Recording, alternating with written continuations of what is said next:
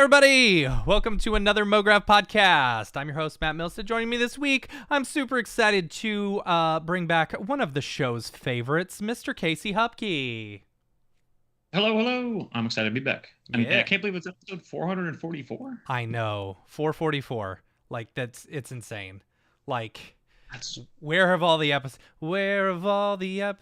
gone? Or something like that. Anyway.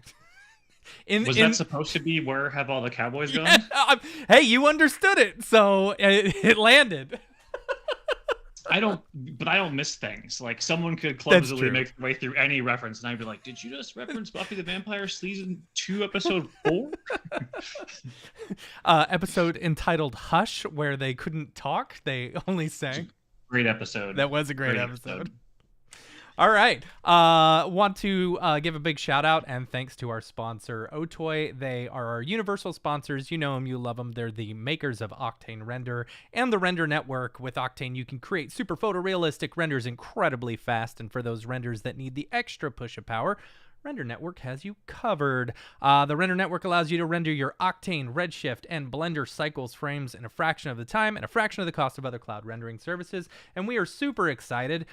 This month's Render Royale is underway, so feel free to get your animations done, your submissions done. This month's theme is retro sci-fi. Really excited about that theme. I'm really excited about that. But you can check out more there at renderfoundation.com/royale. Now we're back to Mr. Casey Hupke. Mr. Casey Hupke, how have you been? Pretty good. I've been pretty good. Just got off of 2-week vacation. The first week was a nice little post real big project delivery break that the team let me get, and then the second week was the Lost York studio week of mental health. So that's fun. Whole studio closes, and everyone's encouraged to disconnect and recharge and get ready to get creative again. But it's pretty cool. I've only worked with one other company ever that had anything like that, and it wasn't a full week. It was like the mental health 3-day weekend, right? That comes on the day that you would normally have a 3-day weekend. The Memorial Day mental health 3-day weekend. Right. That's funny. Well, that's cool. How long you only recently moved over to Los York, right? Like for the past a year and a half, something like that? How long have you been over there? I will have been here. Actually, I'll be staff there a year coming up in like a couple weeks. Nice. And then I was freelancing there for about a year before I took the staff decision. So it's about 2 years. It's been a minute. I can't believe it's been this long. And I was thinking about what I was doing before working here recently, and I was like, oh yeah, I was just like kind of taking some time off after Recur exploded. Yeah. And just kind of freelancing as well. Yeah, I remember that, getting back into it. What's your position over at Los York? It's Los York, right? Los. I don't know. There's a place in Los Angeles called either Los or Los Feliz. I will always say the one that causes someone I'm talking to be like, it's the other one. It's the other one. Gosh. But yeah, my title is it's like I still I know I have an official title. It's director of VFX and motion, but it's very much like if you've seen Barney Stinson or if you've seen How I Met Your Mother, it's the Barney Stinson title, where it's kind of like creative director, director of VFX soup, CG supervisor. Like it's like I basically, as my nickname has grown there, I'm professor. It's like he probably knows about it. Hey, you know anything about this thing? I was like, yeah. Actually, I did. I spent a summer in that subject once in France. That's funny. That's cool. So you're kind of like, now are you still behind the box, like doing lots of stuff? Or are you more just creative direction, stuff like that? It's a mix. I still really like tinkering, but my favorite thing is working with people and like kind of pushing them to like make something crazier or more wild or more evolved, and then seeing them kind of do it. I usually hop in files as like a last resort, or if it's like a pitch or something that's like really needs extra stuff, like I'll just kind of like, stay after or hop on some free time to like make a few setup files and stuff and just be like, hey, I made this stuff, take a look at it, see if you can use it. Let's try to get these in the shot. These are some of my ideas for how the line, it's usually if it's like a thin lines and particle thing, I'll be like, hey, I got a real bias for how this stuff looks. I've been working really heavily in X particles for a long time. No, that line needs more variance. Like that one should be 0.05, that one should be 0.07, and that one should be 0.08. Wait a second. What scene scale are we working in? Okay, never mind. Multiply all those by 10. Oh my god. Oh my god. Oh, you just triggered something you just triggered the thing that caused the shingles outbreak. World scales and color spaces, like they didn't used to be this hard. They didn't. Everything used to just work. Yeah. You used to do your motion design on a flat surface both ways. And then somewhere along the ways, everyone was like, hey, what if CG got really complicated and you had no clue how to render? Yep. And the slightest change in a value from CM to MM would make everything upended and no longer work. And you'll have to rebuild your scene and it will all hurt. Yeah. I it's embarrassing sometimes. Like especially like I'll be in Redshift or Octane or something, and like my IPR looks different than what my renders are. And it happens to me all the time. I'm like, I can't remember what I need to do. And it's like, I've been in CG, in 3D, in Cinema 4D for 15 years, and I got to go back and Google some 12-year-old telling me how to fix it. Because I accidentally put it in aces, or I'm using the wrong version, or like, ugh. Oh man, I have been like in Houdini, everything kind of just makes sense, and it's like, oh, I'm gonna do PNG, so I check this box. I don't know about that. I don't know. Everything in Houdini kind of makes sense. In the context of like how you get the image out and like how to make things look and like connect from the IPR to the output render, like. You can kind of like go boop, boop, and it's like, all right, that's how it'll look right. In C4D, they have this robust export dialog window where you can set your paths and your multipaths, and there's multiple places. And with Octane and Redshift, it's like, oh, over here, I'll do this thing. It's like, no, you don't do it over there. You open up this sub menu. Yeah. It's hidden behind this one. Make sure you change it off the default settings into this one. Crank this up a little bit. Add your AOVs over here, and then you can never see your render again until they're finished. Yeah. Then once they're finished, just bring them into After Effects, change Adobe Color Space to open Aces CG, download it from this GitHub, connect it to this, make sure you have the USB drive plugged in clockwise. But first you have to try plugging the USB in twice, switching the wrong way. Yeah, no, that's the new render thing. It's like, oh, I got Aces right on the third time. That's funny. Yeah. And heaven forbid you have to ask someone like, hey, do you do DWAB or DWA? Like what's your EXR? And then it's like 12 people out of nowhere. The most active conversation on Slack is like, well, DWBA at 32-bit is unnecessary. You just go 16 half and then you go back and it's like, well, actually, if you're doing a crypto mat, your UV pass will never resolve. I was gonna say, if you're doing a crypto mat, you have to say. Oh, that's funny. That's really funny. How big is the team that you're working with? And I'm pretty sure, I'd just like to say, I'm pretty sure you got the job that I applied for multiple times and wanted really badly. So congratulations. I do feel good that I got beat out for the job by someone better than me. I took I have my origin story there. So interesting, because I had been kind of like worried if I was like able to go back to a studio. Like I was talking to my wife, like in 2015 or 14 or so. No, it was before that. God, it was over almost 13 years ago. When my son was born, I had to make a decision, like eat dinner with my child ever. Yeah. Or figure out a new career, or take a bet that I could work from home and I'll find work doing that. I knew a couple people that were like not in LA that were getting like steady booked from home, but they had a few things going for them in terms of like name and weight in the industry and like friends that were getting them jobs. I thought I had a little bit of that going, but I made the decision to like just, all right, I'm working from home. I'm no longer going in. And I just took that gamble, which like kind of led me down like a path of like, it went from a couple freelance things with studios in LA here and there to meeting some newer studios that were outside of LA that wanted LA talent, that but didn't want to fly them out, Mm-hmm. to then meeting a guy that did concert stuff. And concert visuals were basically just like, you can be wherever the hell you want, Yeah. because eventually you're going to have to go for a month on site to this thing. And then that experiencing like that experiential world and working with marketing teams more closely led me somehow into the tech space. And then suddenly it was 2019 and I hadn't worked in like a regular studio forever.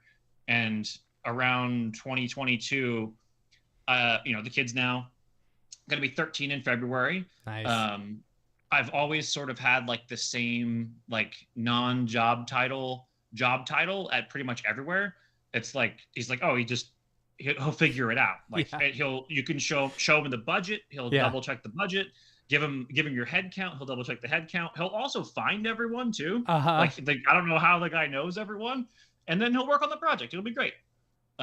See, that's the job I And want. I feel like I'd be very good at that. I think he would be. Yeah, it's just the I don't know. It's kind of what I've always done. Yeah. Like just never. I've never really seen myself as like I am an animator. Like Right. I've always been like, oh, I don't know. I'm the guy who looks for the thing that needs lifted up on the thing, and I Right. go, I'll lift this today. Right. Right. Yeah. So you started at Los York. Yeah, You were as just a kind of CG freelancing with supervisor them, right? Yeah. on a CG supervisor on one project, and then it was sort of like my way back into the studio world to see like, oh, can I keep up with these kids? Like, Mhm. is everyone just gonna be like so insanely good that Yeah. like I'm just gonna feel like I'm gonna feel that dark thing that I experienced in my 30s, which was like the only thing worse than being uh a child prodigy is being a 35-year-old who was a child prodigy. Yeah. Yeah. And when you're like 40 something, well, I'm only 40 flat right now, but Oh. if this airs after November, I'll be 40 something. We're gonna Uh, hold off on airing this until November, just so you know. until the 40. Yeah. All right. But it was kind of wild. Like it was like, oh wait, no, this is just like every single other job that I've had. Like it's just creative, except for the fact that I'm specifically armed with having come from a job where the first year where we're building our team, I had to approve over 6,700 deliverable products for Paramount, Nickelodeon, and Star Trek, and Right. work with teams of like 55 people with different agencies and illustrators and artists and game designers and producers. And that was over at Like Recur, right? yeah, Yeah. that was the team we built at Recur for a couple of years, and then before that was at Silence Blackberry, which was building these like large evolving marketing campaigns that were all brand development stuff. But all of that kind of gave me, I think, like a different POV to where like when a project comes in and it's like, oh man, this commercial has 67 deliverables. How are we going to do it? It's like, well, I mean, I could think about it this way. It's really just one deliverable. We just Mhm. do it in this aspect ratio and then chop them up. Yeah. Um, I was very happy that my imposter syndrome went away pretty quick, and I was like, oh, I still got it.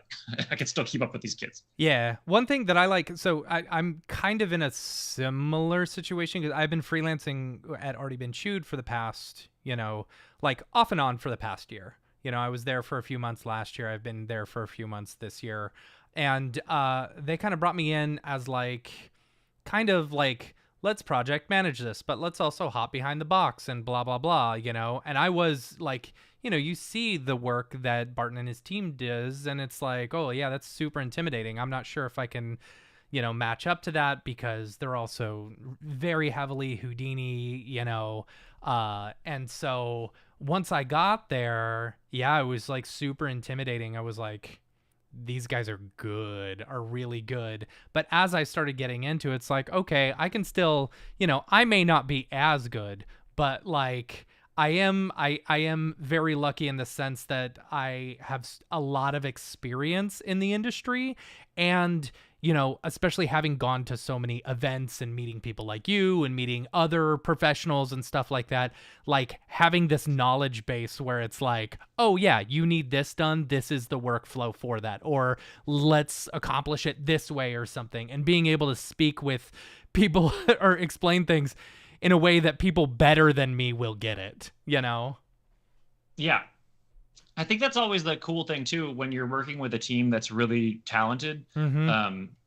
The leverage that you can have as like someone with experience and the ability to kind of like supervise and manage. Like if you can just let the people that are really great do their thing, Mm-hmm. and then occasionally like be like the fresh eyes and go like, that's super sweet. What if like that flex happened a second later and then that thing happened? And then they'll be like, oh, great. And you just unlocked something that they may have been stuck on because you're able to sort of like float and like look at things from a different POV. Yeah. And your involvement might not have to be like, oh man, you made the sickest Flynet rig I've ever seen. Like I know we've done Right. 11,000 Flynet rigs, but that was the most Flynet of all the Flynets. That's funny. Yeah, I also enjoy like as I'm going through and like I'm putting together edits and stuff like that and filling in the gaps of stuff that we need done. It's really cool where I'm like I can kind of like pull from the team and be like, "Hey, I kind of want this. Can you do this for me?" you know? Oh, It's nice. like not something so much that is like necessarily, you know, in there, but it's like being able to also have that creative, role as well. It's it and without the pressure that comes with like creative director or something like that. It's like, if it doesn't land, it doesn't land. All right. Does ABC have a bunch of creative directors or is So if you had watched the show last week, no. So Barton is I did that's right. Let me look at my feedback, my notes. no. So Barton's the main creative director, and then he's got an assistant creative director who works as well, and so they kind of bounce stuff off. But then you've got a couple other people who are like kind of doing the same thing I do, just I don't know. It's an interesting way of running the business, and it works well, I think. Cool. Yeah. How many people work over at Los York?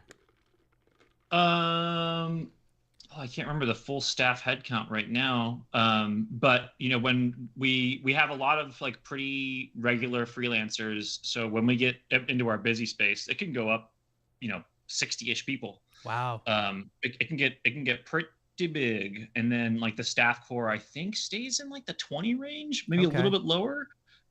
It's got we have a very tight team of like internal motion designers and designers that are just like very cool and like horizontally communicative. Like everyone's just kind of like, oh yes, it's like I talked about this at Camp Mograph last year, but it reminds me so much of working at Exopolis back in like 2004, where it has like every old man yelling at a cloud about AI, or those young people at Camp Mograph who worked back in 2003 or 2004, which was like, man, remember when we used to get computer rentals and like eat pizza and like stay at the studio for 40 days? Remember that? Wasn't it the best? I was like, I don't know. I think you could still do that. And you don't have to like, smell horrible in a space. All right. we have something like that going. We have something very similar to that going here, but with a work life and mental health balance that seemed almost impossible in 2004. Yeah. I don't know what made it possible in 2025, but 21 years later, this industry that came out of nowhere is kind of maybe figuring out some of its issues, maybe kind Mm-hmm. of, and then other ones are popping up, but yeah. Yeah. So you grow you 20 core people and then growing up to 60 sometimes for projects. How do you handle how do you manage that? You know? It's like We have bringing a on good yeah. so many freelancers. I mean, I would assume that you would need multiple producers and stuff like that for these massive projects. Yeah, well, that's not that total growth isn't Sure. just artists. So Yeah. that's, it's we usually it'll be, a project will be in discussion, and then, the director of operations and the head of the studio and the other stakeholders and like the planning of that flow will kind of like basically do, like a fig jam flow chart and be Mm-hmm. like, all right, here's like generally this, and there's this many components to it, and then just do a lot of just, basically kind of like they know how well they scale when they need to scale and how much they can take on. They sort of plan and strategize against that, um, and then I also try to find the right people Mm-hmm. and maybe make little tiny chess piece decisions in Yeah. like things where it's like maybe it's this person doing these things, and then that's a lot like, just kind of like looking at the field and like figuring out how to put the players in the right space, and is really important. So making sure that you're not just like having a. I always try to make sure that it's not like not to call it a pyramid scheme or an MLM, but you always want like your team to feel like it's supported by the creators and the organizers and the planners and the doers, Uh-huh. and then like the supervisors, the reviewers are like a little bit smaller in Mm-hmm. terms of count, and then you're really supported by just like your lieutenants or generals or right hand left hand people, and that like it's not hard to scale to like 300 people as long as you have good people that are capable of communicating clearly. Yeah. Yeah, I get Which that. my rambling may have said I'm not, but I will say people will say I do. What's the general work that you guys are doing? Like what is it all industries? Is it, mostly advertising, marketing? Is it sports? No, not sports really. It's a lot of product. Mhm. So Motorola, Logitech, like lifestyle brandy stuff. Work with Hoka a lot, so some cool Oh, Hoka fun. shoe stuff. But it's a mix of two agency and direct to brand. And yeah, it's mainly like we do a lot of really cool, really good CG, Mhm. but we also have a lot of really strong, just like branding system designs and like traditional graphic design that we've done. Um, and yeah, but the stuff that I'm mostly attached to is in that Motorola and Logitech camp. Spend a lot of time in there. What software are you guys generally in? Is it a C4D, Houdini, Blender, Maya, uh, uh, Softimage workflow? No, just it's pretty much 90% Cinema 4D.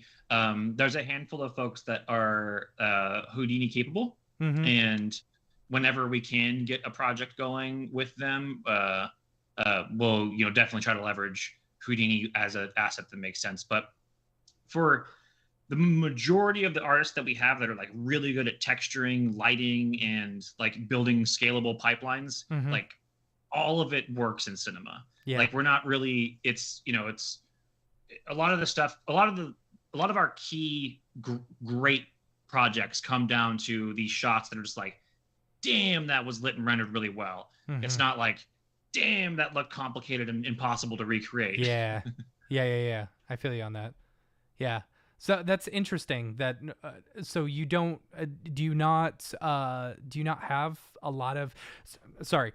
So like if you're doing particles or simulations or stuff like that, is it mostly done in C4D native, or are you reaching out to more Houdini people?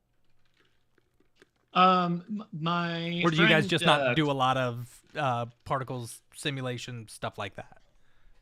There's a few. Oh no, we do. Yeah. Like there's a couple Logitech films that we did in the last like few months to a year or so, that there's like this aesthetic that like is you can see a bunch of the stuff like you'll see shots and interstitial pieces like in the cuts where you're like, oh, okay, that Mm-hmm. makes sense, and it'll be just like hard data viewport renders that Chris Cook probably did just direct from Houdini M Play on like some bananas thing. Mm-hmm. But we always find like the right thing for it. It's like, all right, cool. We want to like emulate polar coordinates coming off of this switch as it clicks, and when it clicks, we want the all the strains to kind of like go, Mm-hmm. and that kind of stuff is just super straightforward and easy to do in Houdini, Yeah. in my opinion. Well, anytime it comes into like odd MoGraph instancing animations and stuff, like I'm like, man, there's going to be a symmetry object involved or a connect object, and this thing's just going to crash on the farm once it gets like to the next level. But Yeah. all the product renders are going to look great. Yeah. Interesting. And are y'all using it? I'll jump back a little bit. The studio's though located in New York, right? Or are there multiple locations? Because I'm thinking to myself, I'm like, oh, they're in New York, but wait, you're in Los Angeles. Wait, Los York. Oh, is that how they got the name? Yeah, it was in two places. Now we're worldwide. Okay. Worldwide. World, Why? Mr. Why? Worldwide. Investors, possibly you. Yeah. Yeah, they're. I'm in LA. There's a couple other people that are in LA. They're on the west side though, so Yeah. they're basically in another state. Um, there's people in South Africa, Wow.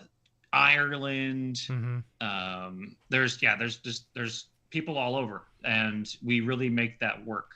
I think we have a we have a pretty like I'm gonna sound really lame saying this, but I'm proud of it. We got a really great Slack culture, Uh-huh. and I think that like anyone who's on the MoGraph Slack like knows what like a good Slack culture can feel like at Yeah. times. And if you've ever popped into freelance at a place that has like just tumbleweeds blowing through Slack, Mm-hmm. like it's kind of hard to like really get in and engage with the company and like find out their culture. And it's kind of all right, cool. Well, I'll be out of this place in like 2 weeks, but I Right. think LY does a really good job of like making it feel like a community, and it's just it's nice. That's good. And so are y'all what project management software are you using, or is it entirely based off of Slack? Um, what would we use Coda a lot. Uh-huh. Coda is like a version of Notion. Okay. Um, that gets done a lot, and then the producers and such like for what they use for other project management tools. I'm not super clued in on. I've heard a Sure. couple different names, but mostly what I interact with are these tailor-made spreadsheets that we have on Google Sheets for tracking and management, and then like sort of Coda as our like core hub where each project has a page with a little wiki and it links out to other little wikis from in the company. Slack is very much just like it's not where for me personally like it's never where I should ever have to review something and leave feedback. Like Mm-hmm. if Yeah. a video's dropped somewhere, like I'm gonna be like I'm gonna need that to get to Frame.io before I even consider it, because the Slack media player makes me want to jump out of a window. Yeah. That's funny. That's funny. But okay, so you're still working remotely, right? You're not having to go into an office or anything? Oh yeah, no, there's no space. That's amazing. There's no office for me to go to. Is there an office? Do they have an office in New York? They do have an office, like, or no? Is Nope. it just wow? So this is a fully remote company and stuff like that. Like no Fully remote. space overhead. So what do y'all do for like rendering? Do you have a farm or do you use like other solutions and stuff like that? Yeah, I mean, like I think Fox Render has Mm-hmm. become other than the render network, Fox Render would be basically Right. I think the only reason why we haven't been able to really leverage the render network as much as I would like to is like almost every project someone sneaks in a Python tag on something, Right. and Yeah, that makes sense. yeah. I mean, I get the reason why the Python tags aren't allowed, because it's Oh yeah. yeah. But I know that there's security concerns there, and I respect that. But yes, absolutely. As someone who is a node operator in my house, I do yeah, appreciate that. Yeah. That's cool. Okay. How did how long has Los York been around? a long time, probably Really? since like 2010. There, I could not relay the entire story Sure. of how a couple studios came out of the world of one studio, but there's a couple studios that came out of the old Stardust world, and I can't remember all the specific connections, but Mm-hmm. most of them lead back to this one famous place that somehow I managed to never freelance at. They Interesting. were just outside of my like willing to drive range, and I was like, oh, I don't want to park at the beach. Oh That's funny. man. Where are you at again? Like where in LA or where in California? I'm in Eagle Rock, which is pretty the almost the furthest east you can get in LA. Okay. Okay. Cool. Cool. And how long have you been there? You've been there for a while, Since right? two Yeah, we bought when everyone was like, "Oh, I wouldn't do that." Like Uh-huh. the housing market was like completely dumping, Yeah. and like it was everything was like a big nope. Like the place that we really liked was a foreclosure, and four banks owned the mortgage, and they allowed no inspections, and it was on a hill with an easement, and all these different things were just like it's basically like you make the offer, you get no negotiations. If all four banks accept, then it's yours, and then there's like a 60-day close. And we were like, all right, let's just try it. Mm-hmm. And then slowly the area has become just like this really really gorgeous place. And we got lucky, and our kids two schools, like he's moving on to the junior senior high or the Yeah. junior senior high school Yeah. coming up, but both of them are like 8.5 or 9 rated schools, so it's pretty cool. That's awesome. That's awesome. I'd love to know your opinion. Have you played around with the new C40 liquid stuff yet? Yeah, yeah, I think that they did a really good job of continuing with what I think is the core principle of what makes Maxon uh, really great is everything has like a simple enough system where if you've been using for cinema for enough time, you kind of get like, oh, I put that there and that does Mm-hmm. that. Look, I got water. Look at that. Look at that. Yeah. Yeah, yeah, yeah. I was curious about that because I haven't opened it up. I just recently updated, like 2 days ago, but haven't opened it up yet.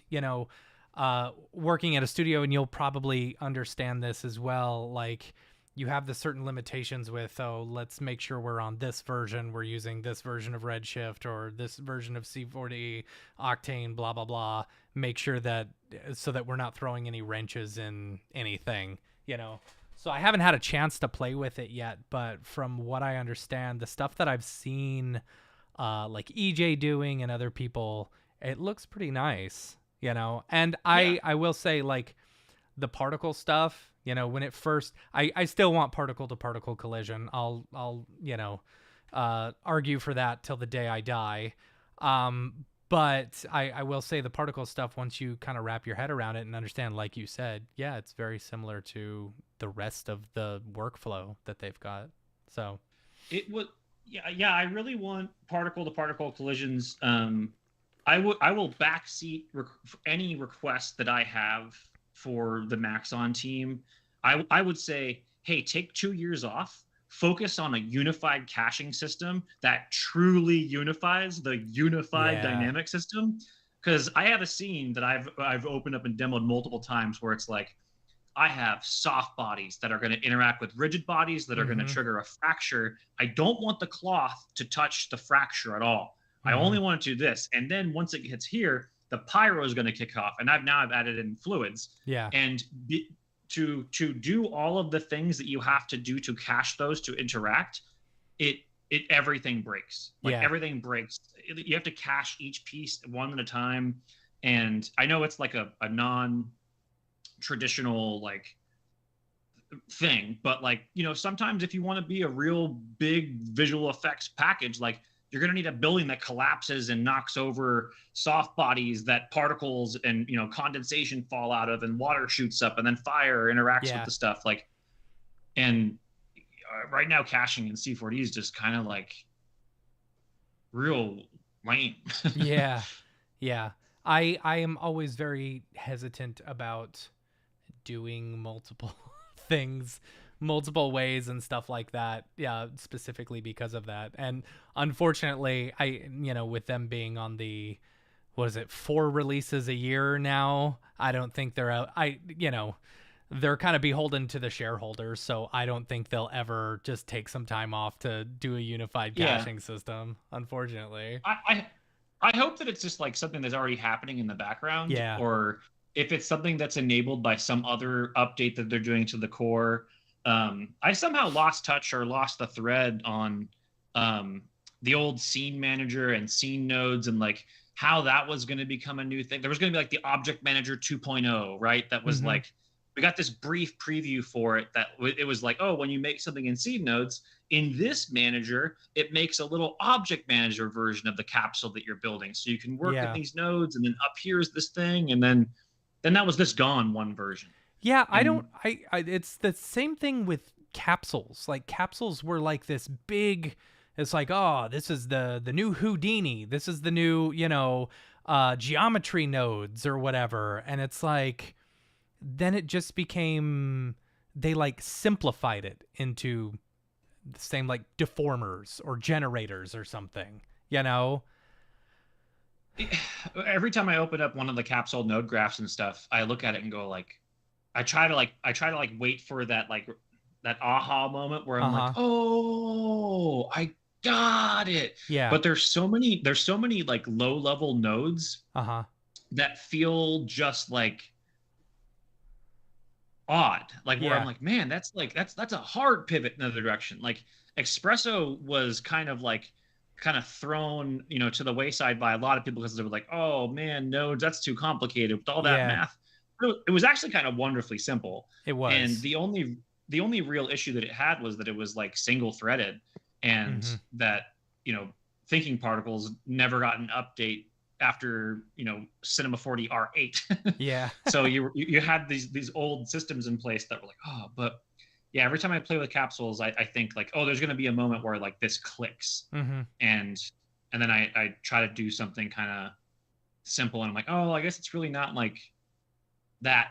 Like I'm not really going to build make MoGraph 3 inside of it and make my new instancer and do something really funky, or Yeah, I feel like, at least for me, like learning the capsules and the node base and stuff like that, it's like Houdini. It's why I have a problem sometimes with Houdini whenever I jump into it, where I'm like, okay, I know how I want this, how this would work and what the workflow would be. I just don't know what the hell node to use, Oh yeah. That's my biggest problem with Houdini, is I never know what node to use. In fact, just the other day, we were chatting at work, and someone was like, "Oh, look, I made this cool thing. I did like 20 nodes in order to get it done." And someone was like, "Oh, there's just this one node that does all of those things for you." And it's like, how are you supposed to know that? Yeah, I mean, I'll my location is unknown, so I will say this and not have to worry about being attacked. I would love if there were more like chatbot MCP connections into software like that, just let you be like, I want to do this. How do I do this with this app? Yeah. And then to have it be like, oh, you could try these 3 nodes. These things have these potential capabilities of fixing that for you. You could ask ChatGPT and it'll tell you the nodes, but like, it'd be great just to have it in the app and be like, man, I can't figure out why the velocity's not transferring when I change the UV coordinates on this. I really want it to move up like this. Any ideas? And have it just be like, here's what Clippy pops up and says like, this is what you want. I'm like, yes. Yeah, I tried early on with ChatGPT, like when it was very early released, and I was like, okay, teach me Houdini. And so like I'd be like, I want to do this, and it would be like, oh, okay, you just use this node, and I'm like, that node does not exist. like Yeah, it it would would make just up nodes. straight up lie.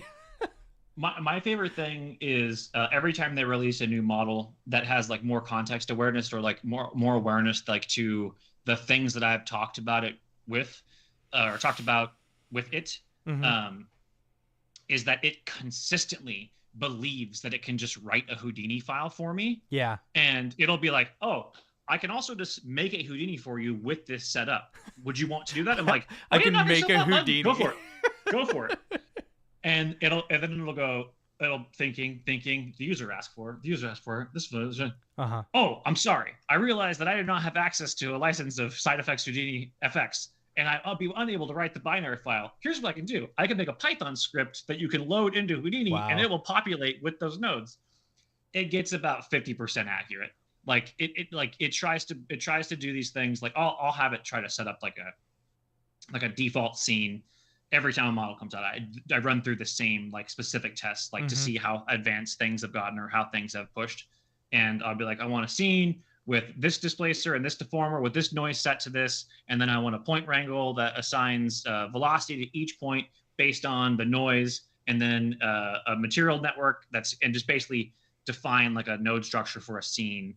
And then they'll all have a little bit of like user data involvement or a little bit of scripting involvement, and then interconnections. Hmm. And that's kind of like my can you use Houdini Turing test. And it'll now it can actually drop all the nodes, nothing will be connected, but it'll Uh-huh. have the nodes that are there. That I'll send it a screenshot and be like, all right, I got the nodes in there. Let's just connect them. So Yeah. here's what it should look like, and it'll do like an ASCII art of the node network. Oh my gosh. That's hilarious. That's funny. Can you just not like send it a picture and say, okay, now can it connect the nodes for me in picture form? You can do that. The issue is that like it tries to like with Houdini and Cinema, it most of the ChatGPT models are still relegated to the corner of the internet pre 2024. Sure. So it'll oftentimes, in its knowledge, find the documentation for a Python version that is no longer in use.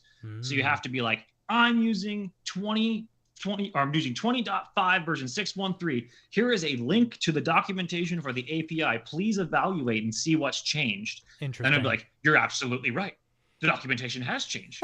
Who.prim is no longer stored in this value. I must reevaluate. That's funny. Are you using ChatGPT often for things, or is it are you using it regularly in your workflow? Yes, I would say I probably use.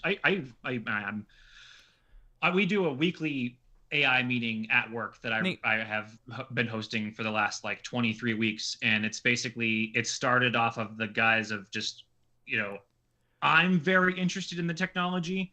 I and but from a point of view where I want to be able to when someone says like, "Hey, AI this," I can from a place of information go like, "Oh, it can't. We Mm-hmm. can't." Like we can do it for this. This is the aspect that we can leverage. Like we can make this to make textures or fix some models or maybe generate some models for the background. But like this thing won't happen. Like or Yeah. this just and there's so many tools that evolve and change over time. um, I think just like ChatGPT as just like a data wrangler for me, being like, "Hey, I need this. Can you grab this information for me?" Toggle deep research on, and just be like, "Hey, I need a few key facts for this that I can then pull and then use those as like, all right, so this brand's history is basically this thing." Like it's like automated googling Yeah. basically. Like it's really helpful. It just the amount of plates that you can like kind of spin in the background and then stay focused on other things. It's just kind of irreplaceably good. Yeah. And are y'all using any like custom AI like comfy UI workflows or anything there? We have not yet fully deployed them, but I have built a comfy UI setup that can. So I built a I built this thing called Hunt Gather, Mm-hmm. and it's a tool that basically can analyze all videos or images in a specific directory, and then make a copy or a screenshot from the video or the image that is referencing a directory of the references that you want. Mhm. So if me and my friend Brian just recently did this metal band video for this Home Alone themed metal Yes. band called the Wet Bandits, Yes. and one of the things that I was using for our next song is this thing called a bill called Hunt Gather, Uh-huh. which plugs directly into this other tool that creates LoRa's.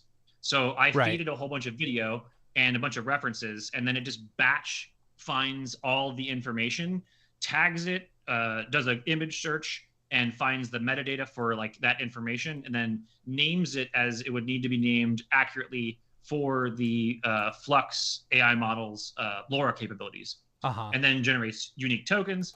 And this was just all kind of like me chilling on the couch using cursor and like barf vibe coding, but like full making an application that just like goes like, all right, you got 12 terabytes of video. Here's the See if 12 this people that we want all works. the unique. Oh, hold on. All right, keep talking. Keep talking. Um, but yeah, There we it's go. I wanted to bring it up because you mentioned it. This is okay. Yeah, talk to me about this because this is cool.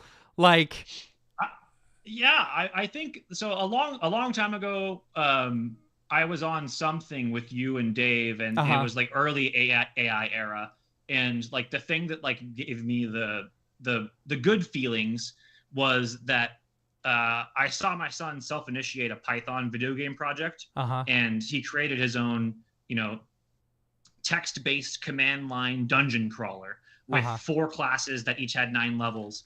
And I was like, man, that's like, if this is enabling him to do that, like, I mean, this is a good thing. Like, this will have to be a good thing.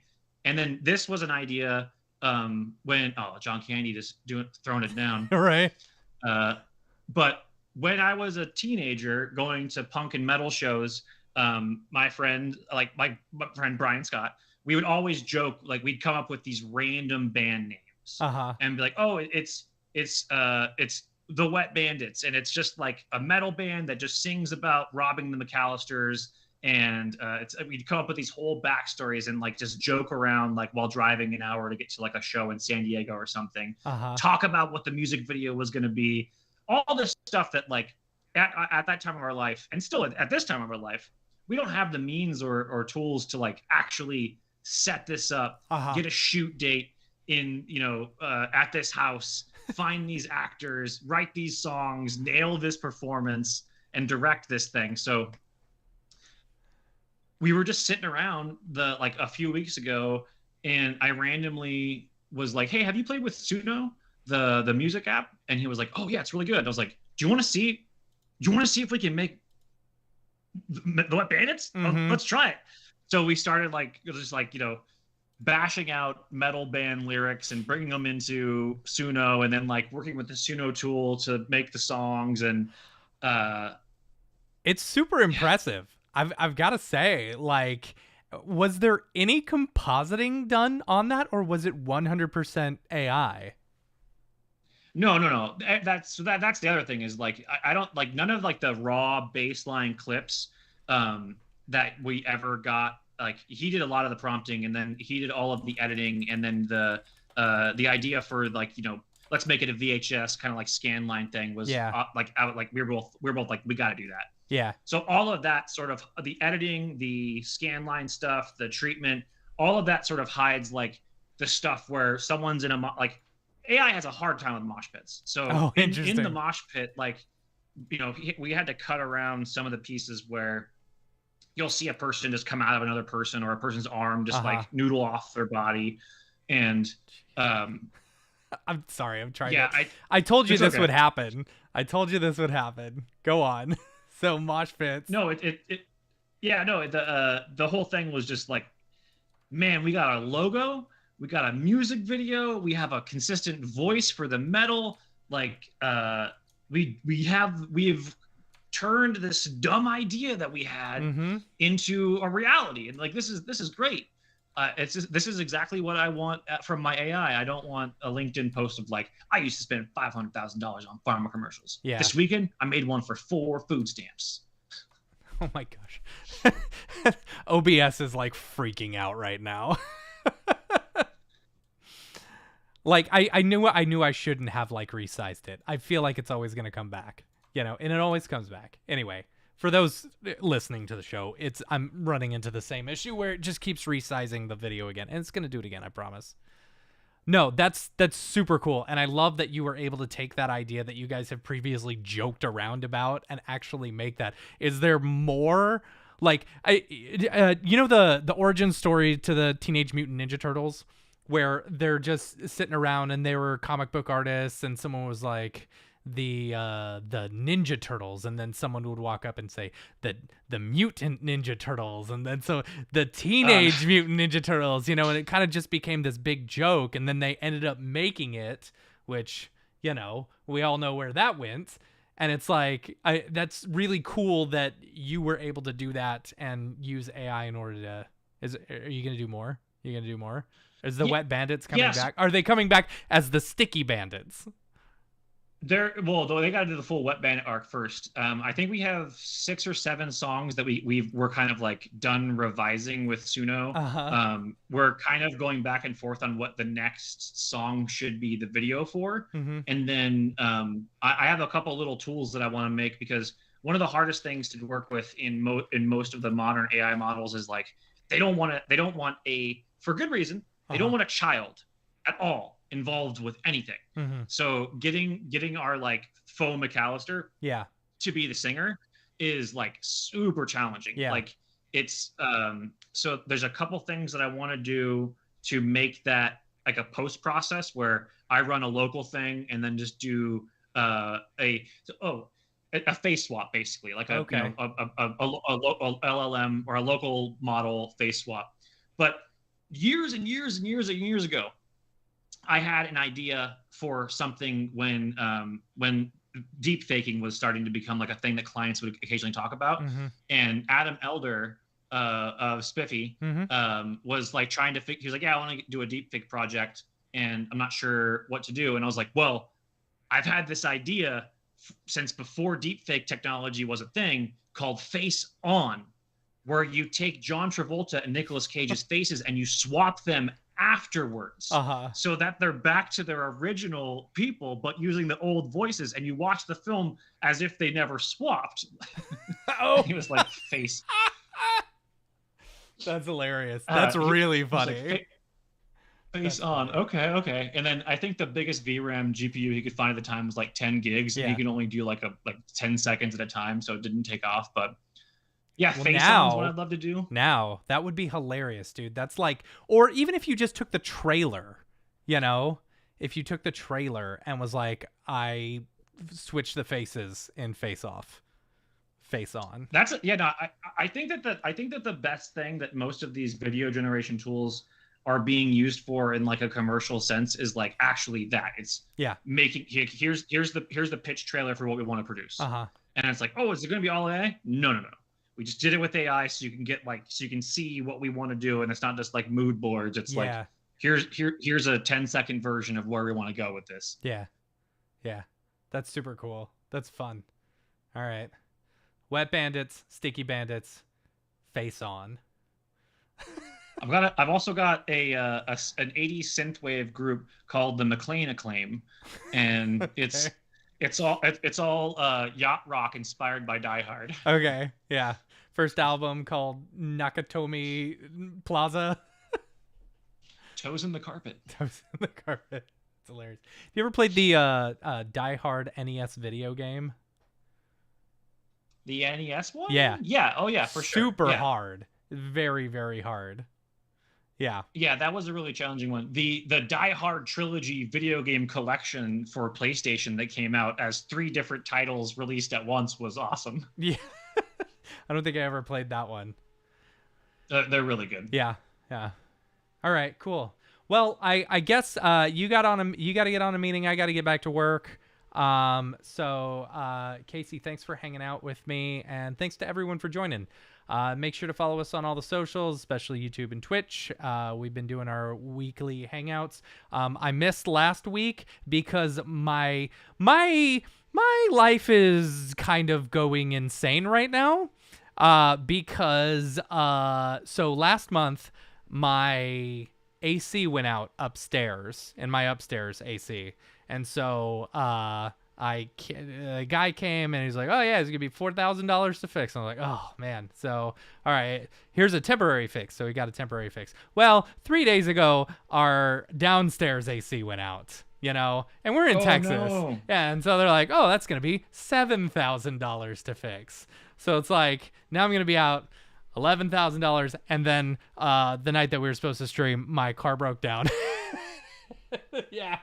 So I feel like Texas should be like similar to Vegas, where like if something happens to your AC and you will die because of it, the state has to cover it. Yeah, I mean, that would be nice. But anyway, so the lucky thing is we've got a little bit of upstairs AC, so we're not dying yet, and I threw a fan on me last night, so I wasn't just sweating all night, But yeah, so I didn't stream last week because I was fixing my car. But yeah, we're going to continue this week. Maybe we'll play around with some C4D particles. It's going to be a lot of fun.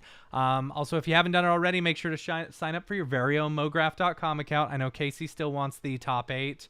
I'll work on that. We're still working on that.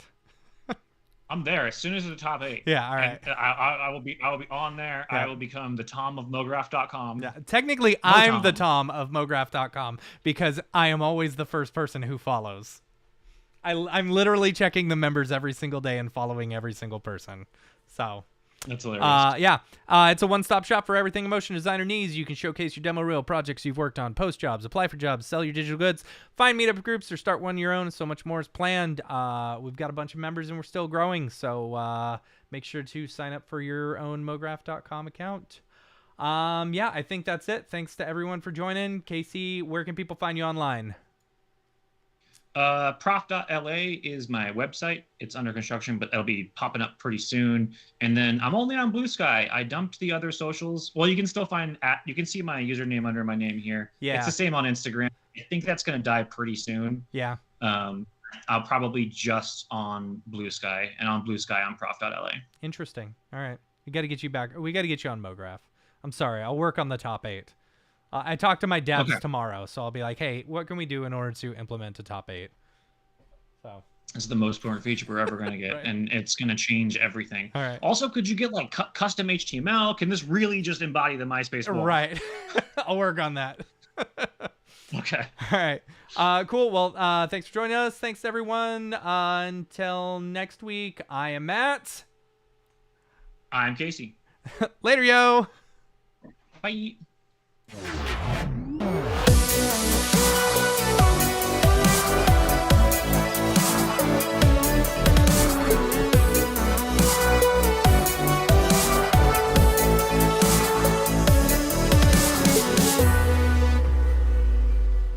It's pretty good, I guess.